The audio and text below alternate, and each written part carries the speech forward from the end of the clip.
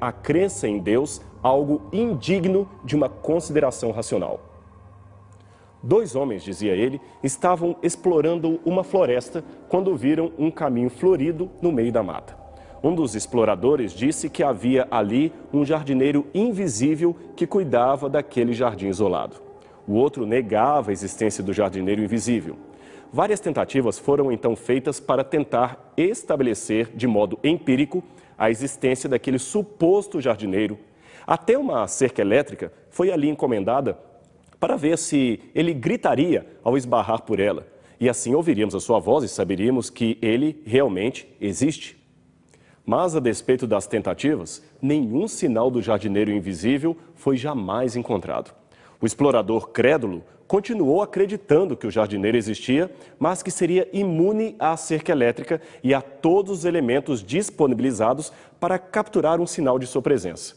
Já o outro explorador incrédulo preferia dizer que os instrumentos não funcionavam simplesmente porque tal jardineiro não existia.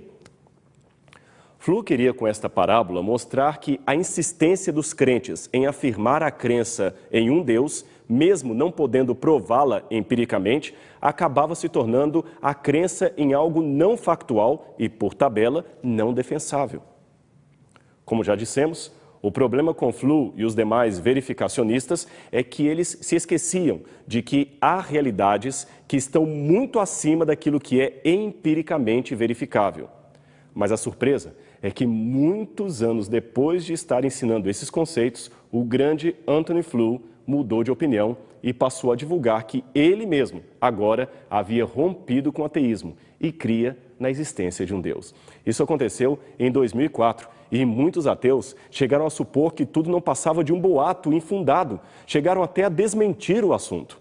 Até o apologeta ateu Sanal Edamaraku, presidente e fundador do Rationalist International, uma das maiores agremiações ateísticas do mundo, que aqui aparece pronunciando uma palestra numa conferência internacional, afirmou que o próprio Anthony Flew lhe havia desmentido por telefone os boatos de sua aceitação de Deus e que o mesmo continuava ateu como sempre foi. O problema, como afirmou o astrofísico Hugo Ross, ele mesmo ex-ateu que agora acredita na Bíblia, era que esta mudança de opinião de Anthony Flew era tão espantosa para o mundo acadêmico que seria equivalente a uma declaração pública de Billy Graham afirmando ter rejeitado a sua fé em Jesus Cristo. Por isso ninguém queria acreditar na notícia que mais parecia um boato. Porém, em pouco tempo, Flew confirmou a informação, escrevendo ele mesmo um livro semi-biográfico em companhia de Roy Varghese, onde afirmava a existência de Deus. O título, em português, não poderia ser melhor. Deus existe, um ateu garante. É claro que, a princípio, Flew admitiu apenas uma espécie de deísmo e não uma aceitação plena do Deus revelado na Bíblia. Porém, como ele mesmo admitiu em outras publicações, a ressurreição de Cristo anunciada na Bíblia era algo que também começou a mexer com suas convicções. Bem, o mundo não foi feito num único dia e Deus respeita situações em que as pessoas devem dar um passo de cada vez. Anthony Flew, infelizmente, faleceu em 2010. Mas até hoje, os ateus não aceitam bem a sua nova situação.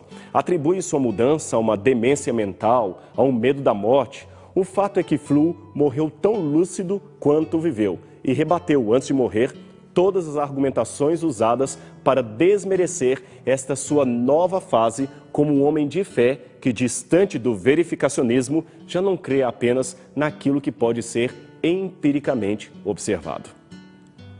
Ele descobriu uma nova forma de compreender a realidade, que é o resultado da fé. E esta é uma maneira tão legítima como qualquer outro sentimento que temos em nosso organismo.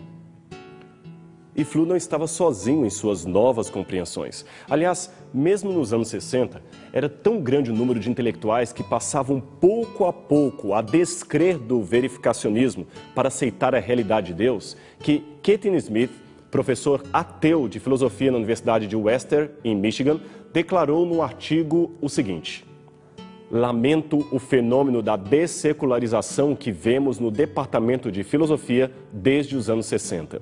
É triste ver a passividade dos naturalistas em meio ao grande número de teístas, isto é, crentes, talentosos e inteligentes que estão entrando para o mundo acadêmico atualmente.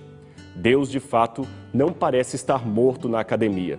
Ele voltou à vida nos anos 60 e agora está vivo como nunca nos departamentos da Faculdade de Filosofia. Ora, seria muito interessante que ele também estivesse vivo como nunca no coração de todos os que adentram os limites da universidade. Mas Deus é educado e, se preciso, bastante discreto.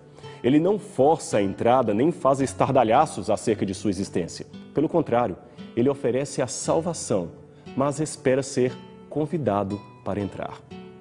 A aqueles que aceitam a sua oferta de graça e paz, ele oferece uma linda promessa que está no Apocalipse. Ele diz: eu entrarei em sua casa, comerei com ele e ele comigo. Em outras palavras, seremos bons amigos. E quando eu vier para julgar a terra, aproveitarei para reencontrar o meu amigo e levá-lo comigo ao céu, livrando-o de toda dor e sofrimento. Ora, isto não é de maneira nenhuma um mito, é um fato real, verificável pela fé, a despeito do que dizem os verificacionistas. Deus é real. Saiba disso. É tão real que quase dá para tocá-lo.